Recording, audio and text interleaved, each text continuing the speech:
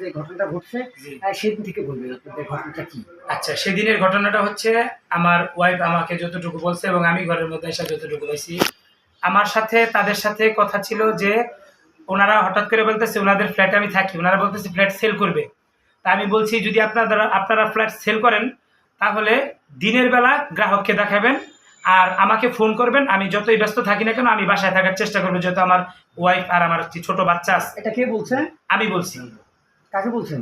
আমার বাড়িওয়ালাকে বলছি যে আমি না থাকলে ফ্ল্যাট দেখাবেন না, তারপরে যেহেতু প্রয়োজনীয় হয় আমাদের বাড়িতে সিকিউরিটি আছে, সিকিউরিটিকে সাথে নিয়ে আপনি ফ্ল্যাট দেখাবেন দিনের বেলা, রাতের বেলা কখনো আইসেন না। আর যদি শুক্রবারে আমি ফ্রি থাকি ওই সময় আপনি সারাদিনই ফ্ল্যাট দেখতে পারেন, সমস্যা নেই।